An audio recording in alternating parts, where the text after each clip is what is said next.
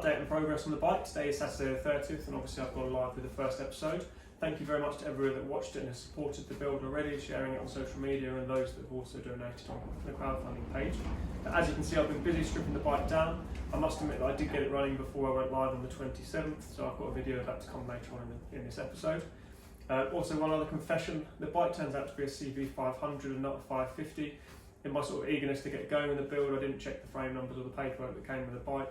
Neither did the gentleman that I bought it off in Worthing, but that doesn't really make any difference to the build. It just means it's a 500, not a 550 on the paperwork.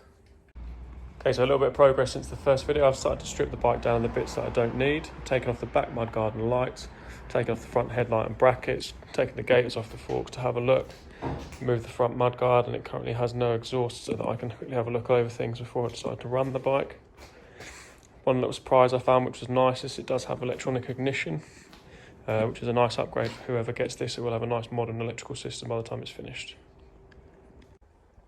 So finally I've had time to actually play with the bike. I've taken the tank off and put some fresh fuel in, switched over for a set of carbs that I had from another engine that I know are good and reconditioned, and she's alive.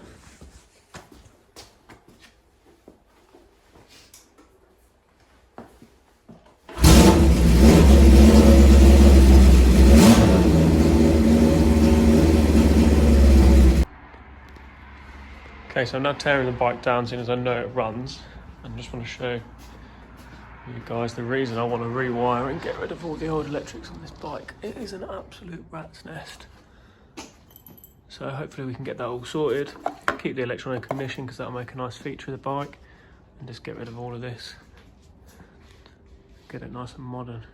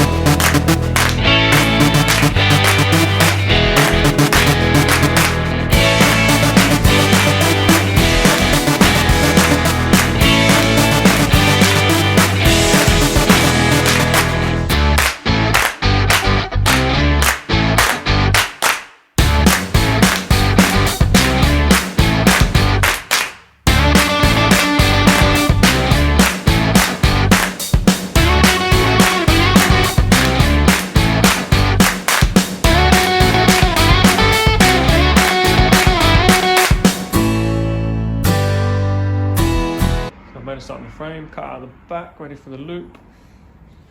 Take off the hinge for the seat as well, because that's going to be gone, and a couple of little tabs, so I'm going to keep the side covers to hide all the electrics. So now it's just a bit of a play around for it all to fit properly, and then have a play and see if I can get an integrated rear light into the loop, and then we can get it all sandblasted ready for paint. So here's where I leave it on the 30th. Bike mostly stripped down, obviously it's still a rolling chassis. Various bits and pieces that won't be needed for the build over the next couple of weeks. Parts wise for the bike, I've ordered a few bits and pieces, but I'm going to keep that quiet for now until stuff arrives, then I can release what I'm actually planning to do with the bike a little bit more. There's a few people I need to thank, but I think what I'm going to do is cut to me at home where it's a little bit warmer, and I'll go through the list of all the people I need to thank so far. I'm at home and a little bit warmer than I was earlier on in the workshop, so it's time to say thank you. I'm amazed at the support I've already received from people for this project. Whether it be donations, businesses offering discounts, or people just offering moral support, it's been great. So firstly, I must say thank you to a couple of financial sponsors. It's Max at Plain English Kitchens and British Standard Cupboards, and Katie at Bespoke Journeys, and obviously everybody that's donated via crowdfunding in the last week, where we've hit 23%, I think, so far.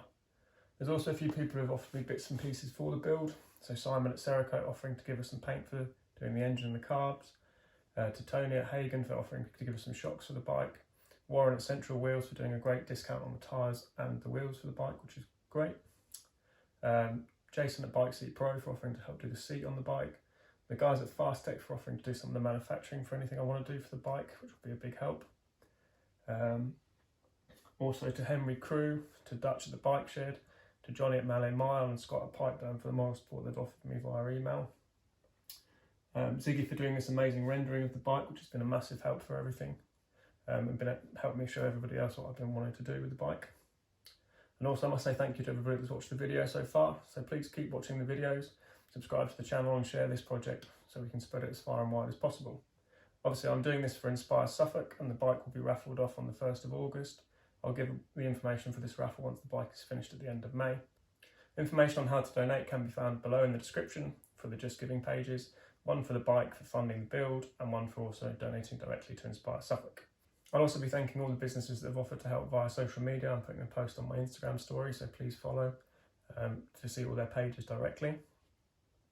My plan for the next video is to outline where I'll be spending the money that I've received on the crowdfunding page and what I've done over the last couple of weeks. Hopefully we'll have some more work done on the frame and a few boxes to open and show you guys what I've got planned for the build. Again, thanks for watching. See you soon.